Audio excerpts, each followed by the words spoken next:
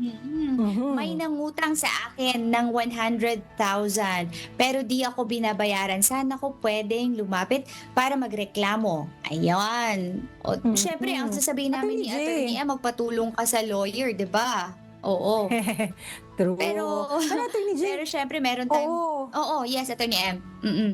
Attorney J, kung halimbawang kayo ay nagre-reside naman sa same barangay, no, or city na Mm-mm. adjacent o adjoining, magkatabi naman, baka pwede pong dumulog muna sa barangay, no, para sabihin niyo Oo, na, oo, naku, yung oo. aking pong kapitbahay, naku, nangutang, sinusuyo po ako nung nangungutang, pero ngayong bayaran na, hindi ko na po mahanap.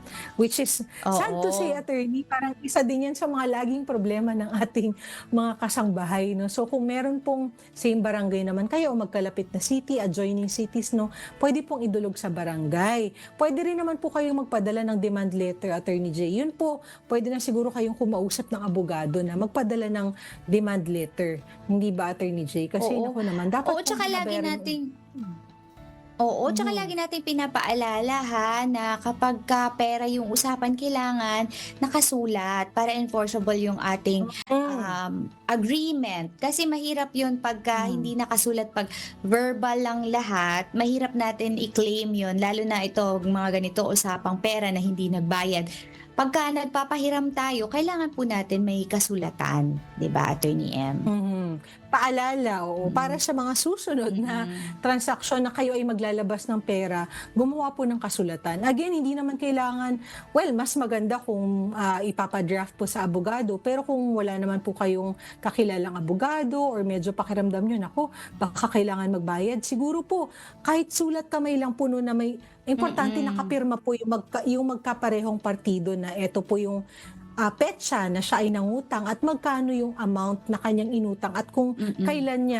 kailan siya nangangako na mababayaran ng kanyang utang. Yun po yung pinakamahalaga. Para po hindi lang yung Mm. your word against his word, di ba? Kagaya nga ng Oo. sinabi ng Mm. ang hirap kasi pag i-deny mo tapos wala ka namang patunay na ito palang tao Proof. na to ay nangutang sa iyo. Oo, Mm. naku, mahirap naman po yun. So, mas maganda ay meron Mm. talaga kayong pinanghahawakan. Yun.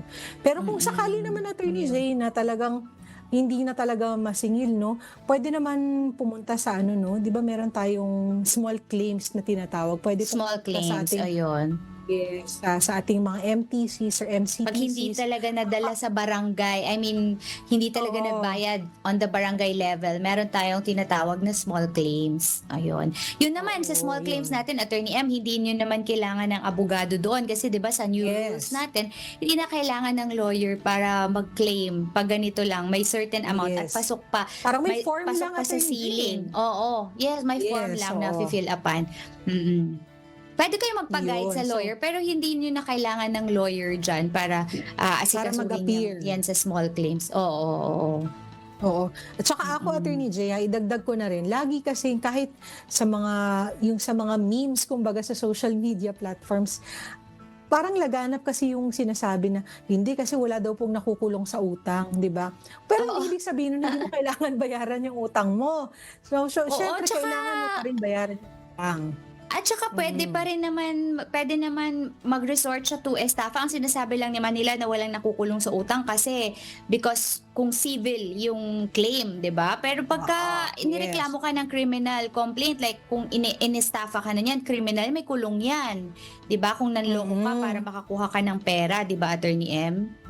May deception o kaya halimbawa ikaw ay nag-issue ng tseke na tumalbog yung tseke na yung in-issue or yun nga parang ikaw ay pinautang kasi nag-promise ka ng isang bagay na kapag kapalit ng utang ay ganito yung gagawin mo. So pwedeng, 'di ba, pwedeng hindi lang siya civil in nature but pwedeng pumasok as a criminal case. And pag criminal case ay puwedeng magkaroon ng pagkakulong, 'no? At yun nga, kahit naman civil case o hindi ka nga makukulong, pero puwedeng makuha yung property mo, 'di ba? At kailangan mong Mm, bayaran yung mm. utang. So, um, maling ano po yun 'no, na huwag niyong masyadong sa isip na wala naman po nakukulong Dibdibin. sa utang. Pero oo, kailangan pa rin pong bayaran at, yun nga po yung sinasabi na walang nakukulong, yung civil aspect lang. Pero 'pag kriminal ang kaso na final sa inyo, meron po yang kaakibat na pagkakakulong.